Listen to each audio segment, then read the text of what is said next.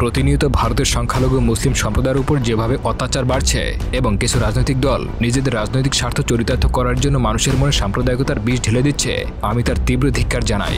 একদল উগ্র হিন্দুত্ববাদী মানুষ কেরালার এক গ্রামের সব মুসলমানদেরকে মেরে ফেলে শুধুমাত্র রাজনৈতিক উদ্দেশ্যে সফল করার জন্য। তখনই মুসলমানের পাশে এসে দাঁড়ায় আব্রাহাম নামের একজন ব্যক্তি। কিভাবে সে পুরো কেরালার মুসলমানের ভাগ্য ফিরিয়ে আনে আর উগ্রবাদীদের বিরুদ্ধে কিভাবে রুখে দাঁড়ায় তাই জানবো আজকের মুভিতে। মুভিটি ভারতে মুক্তি পাওয়ার কিছুদিনের মধ্যেই ব্যান করে দেওয়া হয়েছিল, তবে চাপ নেওয়ার কোনো কারণ নেই। আমি মুভিটি সম্পূর্ণ এক্সপ্লেন করে দিচ্ছি, তো চলুন সম্পূর্ণ মুক্ত মনে মুভিটি শুরু করা যাক। সিনেমার শুরুতে আমাদেরকে জ্বলন্ত গুজরাট দেখানো হয়। সময়টা ছিল 27শে ফেব্রুয়ারি 2002। গোধরা ম্যাসকারকে কেন্দ্র করে বাঁধা হিন্দু মুসলিম সংঘর্ষে কেড়ে নিয়েছিল হাজার হাজার নিরীহ মুসলমানদের জীবন। ধর্মের নামে চলা এইসব রাজনৈতিক খেলা শহরের রাস্তা লাল করে দেয় মুসলিম শিশুদের রক্তে। এমন সময় সেখানে আমাদেরকে মাসুদ বলে একটি চরিত্রকে দেখানো হয়। এই ভয়াবহ দাঙ্গায় কেড়ে নেয় মাসুদের পরিবারে বেশ কিছু সদস্যকে, এমনকি তার ছোট ছেলেরও জীবন। তাই মাসুদ এখন তার মুসলিম প্রতিবেশী এবং দাঙ্গায় বেঁচে যাওয়া তার পরিবারকে নিয়ে পালাতে একটি সুরক্ষিত আস্তানায় যায়। গ্রামের রাস্তা পার হয়ে তাদের গাড়ি এসে দাঁড়ায় একটি জমিদার বাড়ির সামনে। সেই সময় এই অঞ্চলের জমিদার ছিলেন একজন হিন্দু ভদ্রমহিলা, যাকে তার প্রজারা ভালোবেসে মাসি বলে ডাকত। মাসুদ খুব ভালোভাবেই জানে এই পরিস্থিতিতে তাদেরকে একমাত্র মাসি শেল্টার দিতে পারে। মাসুদ তাদের সবাইকে নিয়ে মাসির সামনে এসে দাঁড়ায়। মাসির কাছে সে হাত জোর করে আশ্রয় ভিক্ষা চায়, কিন্তু মাসুদ কি জানতো এই আশ্রয় ভিক্ষা চাওয়াটাই তার কাছে কাল হয়ে দাঁড়াবে। মাসি মাসুদকে আশ্বাস দিয়ে বলে, মাসুদ, আমার বাড়িতে তোদের জন্য পর্যাপ্ত খাবার এবং আশ্রয়ের ব্যবস্থা রয়েছে। আজকে রাতটা তোরা আমার খামারে আশ্রয় নে, কাল থেকে আমি তোদেরকে কাছারিতে থাকার ব্যবস্থা করে দেব। মাসুদের সাথে কথা বলা শেষ হলে মাসি তার ভাইপো মুন্নাকে বলে এই নিরীহ মানুষগুলোকে খামারে পৌঁছে দিতে। মুন্না মাসির কথায় রাজি হলেও তার চোখে আমরা লোভ এবং হিংসার আগুন দেখতে পাই। বাদবাকি সকলকে নিয়ে খামারের দিকে যেতে থাকে। মাসুদকে ডেকে মাসি একটা খুবই গুরুত্বপূর্ণ কথা বলে, মাসুদ, তোর ছেলে মেয়েকে বড় হলে তুই শিখাবি না হিন্দু খারাপ আর না মুসলমান খারাপ। খারাপ আসলে মানুষের মানসিকতা। মানুষ যখন তার মূল্যবোধ ভুলে হিংসা ও লোভের বশবর্তী হয়ে ধর্মের নামে হত্যালীলা চালায়, তখন না সে হিন্দু থাকে আর না সে মুসলমান, সে মানুষরূপী পশুতে পরিণত হয়ে যায়। তাদেরকে বলবি পৃথিবীর সকল ধর্মের উদ্দেশ্য একই, শান্তি ও ভালোবাসা মানুষের মধ্যে ছড়িয়ে দেওয়া। মাসির কথা শেষ হলে মাসুদ তাকে প্রণাম করে সেখান থেকে চলে যায়। এভাবে কিছুটা সময় কেটে যায়। প্রায় মধ্যরাতে জমিদার বাড়ির সদর দরজা ভেঙে কিছু আততায়ীর দল ভেতরে ঢুকে আসে। মাসির সেনারা তাদেরকে আটকানোর অনেক চেষ্টা করলেও তারা ব্যর্থ হয়। এই দৃশ্য থেকে আমরা বুঝতে পারি এই আততায়ীগুলো হিন্দুদের চেরাচামুন্ডা নরপিশাচের দল, যারা নিরীহ মুসলমান মানুষকে হত্যা করতে এখানে এসেছে। এবার তাদের লিডার সামনে এসে দাঁড়ায়, তার নাম বাজরঙ্গী। এই বাজরঙ্গী আসলে মাসির নিজের ভাইপো, আর মুন্না হলো তার ছোট ভাই। মুন্নাই তাকে খবর দিয়েছে মুসলমান মানুষগুলো এখানে রয়েছে। বাজরঙ্গী মাসির সামনে এসে দাঁড়ায়। মাসি তাকে বলে, বাজরঙ্গী, তুই ধর্ম আর রাজনীতির স্বার্থে অন্ধ হয়ে গেছিস। তুই দেখতে পাচ্ছিস না এই মানুষগুলো খুবই নিরীহ, তারা খুবই কষ্টে আছে। তুই এদেরকে মারতে চেয়ে পাপ করছিস। মাসির কথা শুনে বাজরঙ্গী তার হাতে ধরা বন্দুকটা দিয়ে ঠিক মাসির কপালে গুলি করে। সে বলে, পাপ তো তুই করছিলি মাসি, এই গরু খেকো মুসলমানের বাচ্চাগুলোকে জায়গা দিয়ে। এবার তুইও এদের সঙ্গে নরকে যাবি। এই বলে সে মাসির মৃতদেহের উপরে থুতু ফেলে এবং মুন্নাকে নিয়ে সে খামার দিকে চলে যায়। এতক্ষণ ধরে মাসুদ জানালার ফাঁক দিয়ে এই সমস্ত ঘটনা দেখছিল। সে বুঝতে পারে তাদের কপালে আজ কি লেখা আছে। মাসুদ তার বাচ্চা মেয়েটিকে তার বড় ছেলেটির হাতে তুলে দেয়। তারপর বলে, আজ এখানে যাই ঘটুক না কেন, তোকে তোর বোনকে নিয়ে এখান থেকে পালিয়ে যেতে হবে। আজ থেকে তোর বোনের সমস্ত দায়িত্ব আমি তোকে দিয়ে দিলাম। বাজরঙ্গী এবার তার দলবল নিয়ে খামারের ভেতরে প্রবেশ করে। সে নিরীহ মানুষগুলো সামনে গিয়ে দাঁড়ায়। তারা হাত জোর করে বাজরঙ্গীর কাছে প্রাণ ভিক্ষা চায়। বাজরঙ্গী তাদের কোনো কথাই শোনে না। সে এবং তার দলবল নিরীহ মানুষগুলোকে কুকুর ছাগলের মতো হত্যা করে। সেখানে মাসুদের বড় মেয়ে উপস্থিত ছিল। সে ছিল গর্ভবতী। জমিদার বাড়িতে প্রবেশ করা মাত্রই মুন্নার কুনাজোর পড়ে তার উপরে। মুন্না তার সঙ্গে আরো দুইজনকে নিয়ে মাসুদের মেয়েকে ঝাঁপড়ে ধরে এবং তাকে সামনে রাখা একটা টেবিলের উপরে নিয়ে ফেলে দেয়। তারপর তারা দুজন শক্ত করে তার হাত পা চেপে ধরে এবং মুন্না সেই মেয়েটির সম্মান নষ্ট করে। এই কষ্ট সহ্য করতে না পেরে ওই গর্ভবতী মহিলাটা টেবিলের উপরেই মারা যায়। এই নারকীয় হত্যালীলা এতটাই মর্মান্তিক যা দেখলে আপনিও কাঁদতে বাধ্য হবেন, সে আপনি মুসলমান হন কিংবা হিন্দু। মাসুদের বাচ্চা ছেলেটি তার ছোট বোনকে কোলে নিয়ে আলমারির ভিতর থেকে সব ঘটনা দেখছিল। সে ভালো করেই জানে আজ যদি কোনোভাবে সে তাদের হাতে ধরা পড়ে যায় তাহলে তার সঙ্গে সঙ্গে তার বোনটিকেও মেরে ফেলবে। সকলকে মারার পর বাজরঙ্গী এবং তার দল এই খামারটিতে আগুন লাগিয়ে দেয়। বাচ্চা ছেলেটি তার বোনকে নিয়ে পেছনে রাস্তা দিয়ে পালিয়ে যায়। কিছুদূর গেলে সে দেখতে পায় তার ছোট্ট বোনটিও তার কোলেই মারা গেছে। আজ সেই ছেলেটির পুরো পরিবার তার চোখের সামনে মারা গেল। সে বোঝে না ধর্মের নামে এই হত্যালীলার আসল উদ্দেশ্য কি। আজকে রাতের এই ঘটনাটাও মুসলমানদের উপর হয়ে যাওয়া অন্যায় অত্যাচারের মতোই হারিয়ে যাবে ইতিহাসের এক কোনায়। শুধু সাক্ষী থেকে যায় সেই নিষিদ্ধ রাত এবং সেই বাচ্চা ছেলেটি। ভিডিওটা এগিয়ে নিয়ে যাওয়ার আগে বলি, এই ধরনের সত্যতা তুলে ধরতে দম লাগে, যা সিনেমার মেকারদের মধ্যেও আছে আর আমার মধ্যেও আছে। তাই আপনাদের কাছে একান্ত অনুরোধ, এই ভিডিওতে আগে যা যা ঘটবে তা জানার জন্য অবশ্যই চ্যানেলটিকে সাবস্ক্রাইব করে দিন, এবং যদি তাও না করেন অন্তত ভিডিওটিতে একটি লাইক করে দিন, যাতে এই ধরনের ভিডিও বেশি বেশি মানুষের কাছে পৌঁছায়। তো এবার সিন প্রেজেন্টে চলে আসে। এখানে আমরা ধ্বংস হয়ে যাওয়া একটা শহরকে দেখতে পাই। ব্রিটিশ ইন্টেলিজেন্স ডিপার্টমেন্ট MI6 এর কাছে ইনফরমেশন রয়েছে আজকে এই আস্তানায় দুটি মাফিয়া সংগঠনের বৈঠক রয়েছে। MI6 এর একজন লেডি এজেন্ট একটা এলিট টিম নিয়ে সেই আস্তানায় ঢোকে। প্রথমে সে এলিট টিমকে ভেতরে পাঠায়, তারপর সেই ফিমেল এজেন্ট তাদের পেছনে পেছনে এগোতে থাকে। ঠিক এমন সময় আস্তানার ভেতরে একটা বিস্ফোরণ ঘটে। এলিট টিম বিস্ফোরণের ফলে সেখানেই মারা যায় এবং সেই লেডি এজেন্ট ছিটকে এসে পড়ে সামনের একটা গাড়ির বনেটে। এরপর সিনেমায় বলা হয় আজকের দিনে পৃথিবীকে বেশ কিছু মাফিয়া সংগঠন কন্ট্রোল করছে, যার মধ্যে দুটি সংগঠন আজকের দিনে খুব বেশি অ্যাক্টিভ। যার মধ্যে প্রথমটি হলো চাইনিজ আমেরিকান মাফিয়া নেক্সাস, যাকে বলা হয় গড নেক্সাস। এই সংগঠনের যিনি প্রধান তার নাম হলো সেন্ট রায়াট, এবং পরবর্তী সংগঠনটি হলো একটি ইন্দো আরবিক মাফিয়া নেক্সাস, যাকে বলা হয় লুসিফার নেক্সাস, এবং এই সংগঠনের প্রধানের নাম হলো কুরেশি আব্রাহাম। এই দুই নেক্সাস নেতাদের কেউ কখনো চোখে দেখেনি, কিন্তু পরবর্তী সিনে আমাদেরকে ভারতের কেরালা রাজ্যকে দেখানো হয়। সেখানে আমরা কেরালার বর্তমান মুখ্যমন্ত্রী জ্যোতিরাম দাসকে দেখতে পাই। এখন কেরালায় ভোটের মৌসুম, তাই যতীনের কপালে ভাঁজ পড়েছে। কিভাবে হবে সেবার মুখ্যমন্ত্রী? আগেরবার নিজের বাবার মৃত্যুর পর সে সিংহাসনে বসেছিল, কিন্তু এবার তাকে সিংহাসন দখল করতে হলে নতুন কিছু ভাবতে হবে। তবে যতীন এটাও খুব ভালো করে জানে তার পরিবারের প্রত্যেকটা সদস্য এবং পার্টির প্রত্যেকটা মেম্বার ওদের আগ্রহে অপেক্ষা করছে তার সিদ্ধান্তের। অপরদিকে আমাদেরকে গোবর্ধন নামের একজন নিউজ রিপোর্টারকে দেখানো হয়। সে একজন সিবিআই অফিসারের সঙ্গে ফোনে কথা বলছিল। গোবর্ধন খুবই চিন্তিত ছিল, কারণ সে জানতে পেরেছিল বাজরঙ্গী কোনো একটা বিশেষ কারণে কেরালা এসেছে, কিন্তু কি সেই কারণ তা গোবর্ধনও জানতে পারে না। সিবিআই অফিসার কার্তিককে এই ব্যাপারে জিজ্ঞাসা করলে কার্তিক ব্যাপারটাকে এড়িয়ে যায়। উল্টো সে গোবর্ধনকে অন্য একজন ব্যক্তির ব্যাপারে জিজ্ঞাসা করে। সেই ব্যক্তির নাম হলো স্টিফেন। কার্তিক জানতো স্টিফেন গোবর্ধনের বন্ধু, তাই স্টিফেনের খবর একমাত্র গোবর্ধনই দিতে পারে। বর্তমানে গোবর্ধনের কাছে স্টিফেনের কোনো খবর নেই, সেই কথা সে কার্তিককে জানায়। তখন কার্তিক আর কিছুই জিজ্ঞাসা করে না। সে বলে, আমি দেখছি সোর্স লাগিয়ে বাজরঙ্গীর আসার কারণ জানতে পারি কিনা। আচ্ছা, আপনাদেরকে তো বাজরঙ্গীর ব্যাপারে বলেছিলাম, এবার একটু স্টিফেনের ব্যাপারে কথা বলি। স্টিফেন হলো কেরালার প্রাক্তন মুখ্যমন্ত্রী PK রামদাসের সৎ ছেলে। PK রামদাসকে ষড়যন্ত্র করে হত্যা করে তার জামাই। এরপর কেরালা সিংহাসন দখল করতে চেয়েছিল, যাতে সে নিজের ড্রাগসের বিজনেস এশিয়ার মধ্যে ছড়িয়ে দিতে পারে। কিন্তু তার পথের সবথেকে বড় বাধা ছিল স্টিফেন। সে তার জামাতাকে মেরে PK রামদাসের নিজের ছেলে যতীন রামদাসকে সেই সিংহাসনে বসায়। কিন্তু কথায় আছে না, আপনি যতই সৎ উদ্দেশ্য নিয়ে পলিটিক্সে আসুন না কেন, পলিটিক্স জিনিসটাই এমন যে আপনাকে অসৎ বানাবেই। এই কথাটা কেন বললাম তার কারণটা আপনি একটু বাদেই জানতে পারবেন। এই স্টিফেনের আরও একটা পরিচয় রয়েছে, যা সে পুরো দুনিয়ার কাছ থেকে লুকিয়ে রেখেছে। সেই পরিচয়টা কি তা একটু পরেই জানতে পারবেন। এরপর আমরা যতীন রামদাসকে ভোটের প্রচারে দেখতে পাই। সে মঞ্চে দাঁড়িয়ে একটা খুবই গুরুত্বপূর্ণ সিদ্ধান্ত নেয়। প্রথমত যতীন বলে, আমাকে রাজ্যের উন্নতির জন্য যদি কোনো সিদ্ধান্ত নিতে হয়, সেক্ষেত্রে দলের অন্যান্য মেম্বারদের অনুমতি দরকার, আর এই ব্যাপারটা আমার একদমই পছন্দ না। তাই আমি দল ত্যাগ করছি এবং একজন স্বাধীন ক্যান্ডিডেট হিসেবে বিরোধী দলের তরফ থেকে দাঁড়াচ্ছি। আশা করি এবার থেকে আমি আমার সকল সিদ্ধান্ত স্বাধীনভাবে নিতে পারবো। রাজ্যসভা এবং তার দলের মেম্বাররা বিষয়টা শুনে অবাক হয়ে যায়, আর রাজ্যের সবাই বিষয়টা সহজভাবেই নেয়। কিন্তু তারা বুঝতে পারে যতীন এখনও সৎ মানুষই রয়েছে। কিন্তু সমস্যাটা এরপরই শুরু হয়। যতীনের এই ঘোষণায় কেরালার রাজনীতিতে গভীর প্রভাব ফেলে।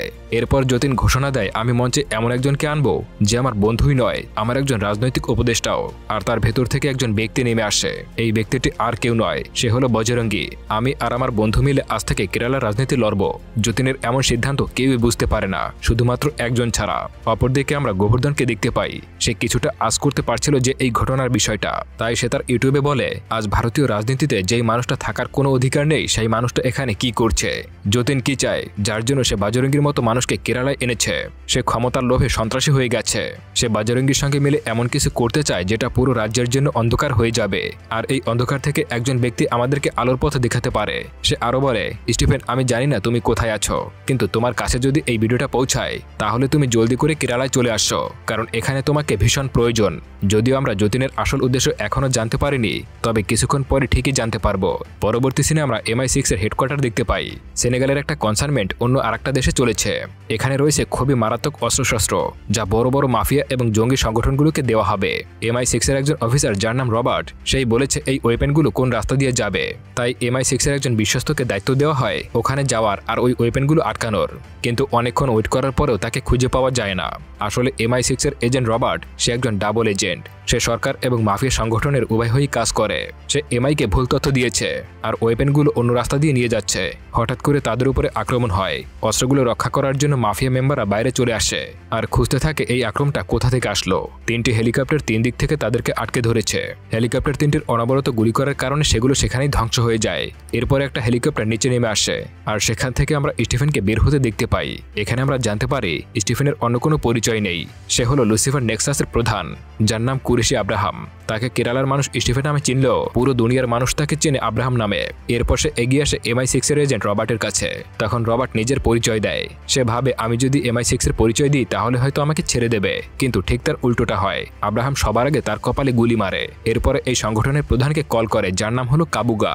আব্রাহাম তাকে বলে, this is your last chance. তুই যদি আমার ওয়ার্নিং না শুনিস তাহলে পরবর্তী গুলিটা তোর কপালে গিয়ে লাগবে। সে প্রথমে বুঝতে পারে না আব্রাহাম কি বলছে।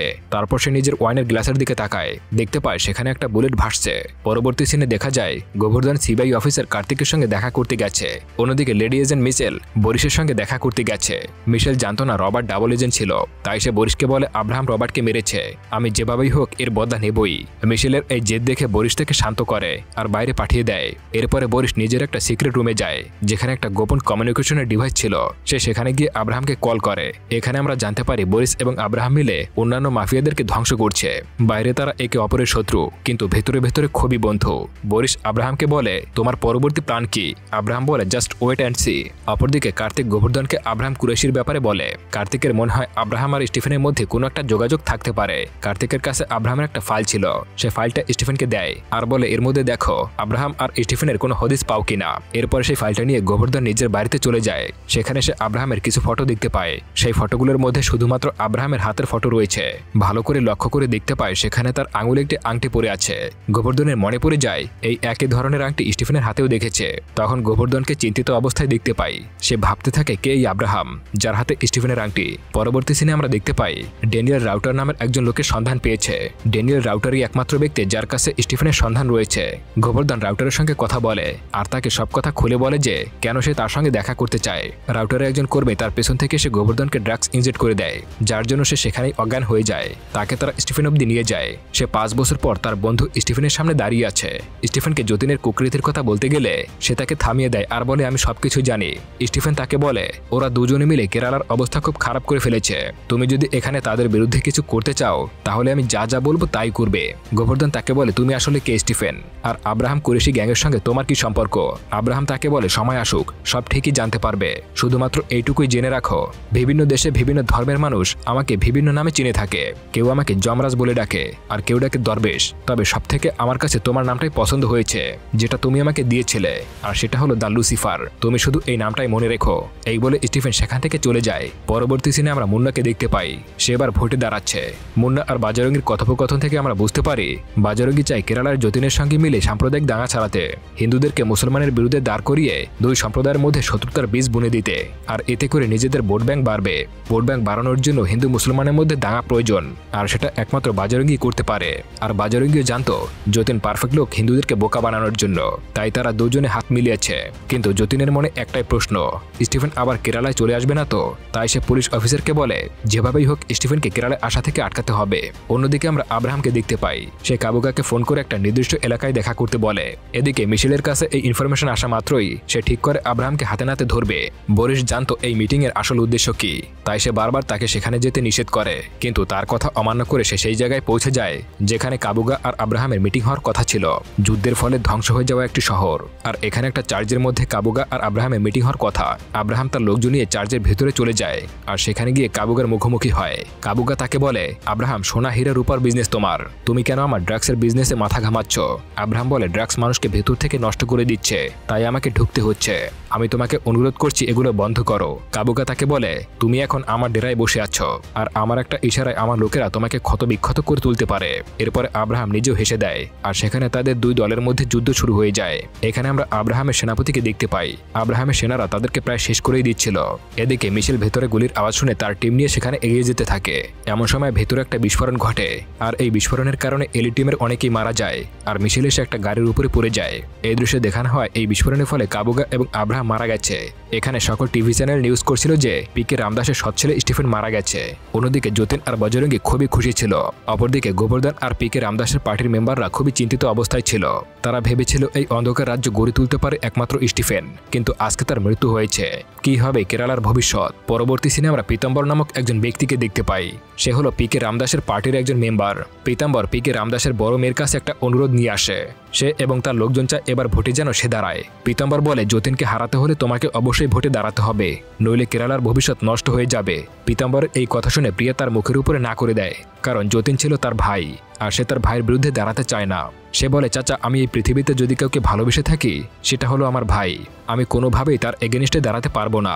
প্রিয়া তার কথা শেষ হতে হতেই তার কাছে একটা ফোন আসে। প্রিয়া তখন ফোনটা ধরলে জানতে পারে এটা যতীন ফোন করেছে। যতীন তাকে বলে, দিদি, শুনলাম তুই নাকি আমার বিরুদ্ধে দাঁড়াচ্ছিস। এই ভুলটা কোনোভাবেই করিস না। আজ আর স্টিফেন বেঁচে নেই যে তোকে বাঁচাবে। আমি যতীন রামদাস, পিকে রামদাসের ছেলে বা তোর ভাই হিসেবে নয়, আমি এই রাজ্যের মুখ্যমন্ত্রী হিসেবে তোকে বলছি, তুই যদি ভোটে দাঁড়াস তাহলে এর ফল ভালো হবে না। প্রিয়া তার কথা শুনে বলে, ভাই, আমি ভেবেছিলাম তোর এগেনিস্টে আমি ভোটে দাঁড়াবো না, কিন্তু এখন আমার মনে হচ্ছে আমাকে ভোটে দাঁড়াতেই হবে। আমি আসছি, তোর যা করার তুই করে নে। এইসব বলে প্রিয়া ফোনটা কেটে দেয়। এরপরে আমরা মুন্নাকে দেখতে পাই। সে তার দাদা বাজরঙ্গীকে বলে, তোমার ধারণাই ঠিক, প্রিয়া রামদাস যাচ্ছে যতীনের এগেনিস্টে ভোটে দাঁড়াতে। আমি আগে থেকেই লোক রেডি করে রেখেছি। প্রিয়া মঞ্চে ওঠার আগেই তাকে শেষ করে দেবে। এখন শুধু তোমার আদেশের অপেক্ষায়। এরপর বজরঙ্গী তার আশেপাশে তাকায় আর তখন দেখা যায় তার পাশে দুজন ব্যক্তি বসে আছে। তার মধ্যে একজন হলো সিবিআই অফিসার কার্তিক আর অন্যজন হলো যতীন। যতীন বলে, যাও শেষ করে দাও প্রিয়াকে। পরবর্তী সিনে দেখা যায় প্রিয়া মঞ্চে উঠেছে রাজ্যের সবার উদ্দেশ্যে ভাষণ দেওয়ার জন্য। এমন সময় কয়েকজন আততায়ী প্রিয়ার উপরে আক্রমণ শুরু করে। প্রিয়া তখন নিজেকে বাঁচানোর জন্য জঙ্গলের দিক পালাতে শুরু করে। একটা সময় প্রিয়া তাদের হাতে ধরা পড়ে যায়। তার পালানোর আর কোনো উপায় থাকে না। এমন সময় সেখানে সাক্ষাৎ জম এসে হাজির হয়। আমরা এই দৃশ্যে স্টিফেনকে দেখতে পাই। আব্রাহাম সবাইকে মেরে সেখান থেকে প্রিয়াকে উদ্ধার করে আর প্রিয়াকে এমন কিছু উপদেশ দেয় যা কেরালার মানুষকে মুক্ত করবে। কি উপদেশ তা একটু পরেই জানতে পারবেন। এর পরের দিশে প্রিয়া একটা প্রেস কনফারেন্স ডাকে আর সেখানে প্রিয়া একটা সাদা শাড়ি পরে উপস্থিত হয়। সে সবাইকে বলে এবার নির্বাচনে কেরালার মুখ্যমন্ত্রী পদে দাঁড়াচ্ছে। যতীন আর বজরঙ্গী নোংরা পরিকল্পনা ভেস্তে চলে যাবে। প্রিয়ার এই কথায় সবাই খুব খুশি হয়ে যায়। এমন সময় সেখানে সিবিআই অফিসার এসে হাজির হয় প্রিয়াকে অবৈধভাবে গ্রেপ্তার করার জন্য। আর এখান থেকে আব্রাহামের চাল শুরু হয়ে যায়। আব্রাহাম জানতো প্রিয়া মুখ্যমন্ত্রী হিসেবে দাঁড়ালে যতীন আর কার্তিক তাকে ফাঁসাবে। তাই আব্রাহাম তাকে উপদেশ দিয়েছিল এমনটা হলে যেন সিবিআই অফিসারকে বলে তার হাতে হাতকড়া পরিয়ে সেখান থেকে নিয়ে যেতে। এবার আমরা দেখি পার্টির সকল মেম্বারদের সামনে প্রিয়াকে হাতে হাতকড়া পরিয়ে নিয়ে যাচ্ছে। তখন সবাই পুলিশ এবং যতীনের বিরোধিতা করতে শুরু করে। আসলে আব্রাহাম এই চাল জানতো, তাকে যদি সবার সামনে হাতকড়া পরিয়ে নিয়ে যায় তাহলে সবাই এর বিরোধিতা করবে। এই আগুন যতীনকে ছারখার করে দেবে আর প্রিয়া হবে সবার সামনে পপুলারিটি। পরবর্তী সিনে আমরা দেখতে পাই যতীন আর মুন্না দিল্লি যাচ্ছে। এমন সময় আব্রাহামের লোকেরা রাস্তা আটকে দেয় আর সকল বডিগার্ডকে মেরে মুন্না আর যতীনকে আব্রাহামের কাছে নিয়ে যায়। এরপর আব্রাহাম তার সামনে এসে বসে। আব্রাহাম তাকে বলে, ভাই, বাবার মৃত্যুর পর আমি তোকে মুখ্যমন্ত্রী বানিয়েছিলাম আর তুই বজরঙ্গীর সঙ্গে মিলে কেরালাকে বেঁচে দিচ্ছিস, আমি তোর থেকে এটা আশা করিনি। যতীন বলে, দাদা, আমি শুধু পিকে রামদাসের ছেলে হয়ে মুখ্যমন্ত্রী ছিলাম না, এর পাশাপাশি আমাকে অনেক আইনি বেআইনি কাজ করতে হয়েছে।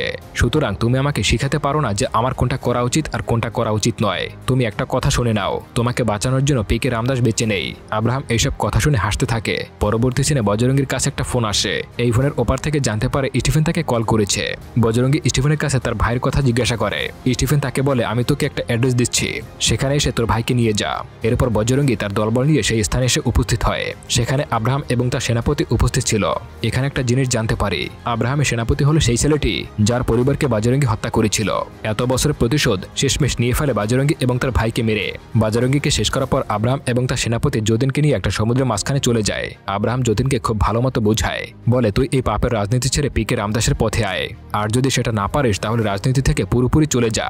আজ আমি তোর বড় ভাই হিসেবে তোকে ছেড়ে দিচ্ছি, কিন্তু আমি যদি জানতে পারি তুই কেরালার মানুষের সঙ্গে বেইমানি করেছিস তাহলে তোকে আমি ছাড়বো না।